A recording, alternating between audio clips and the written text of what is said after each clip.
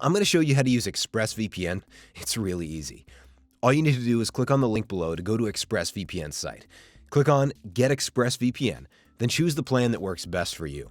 Longer plans come with bigger discounts, so I really recommend using our discount code. Enter your email address, then choose your payment method and add your details. Once your purchase has gone through, copy your activation code, then choose the right download for your device. Download it and run the installation wizard. When it's finished installing, paste in your activation code, and that's it. You're ready to go. If you want to learn more about ExpressVPN, don't miss our full review. If this video has helped you, please leave us a like or a comment and subscribe to our channel.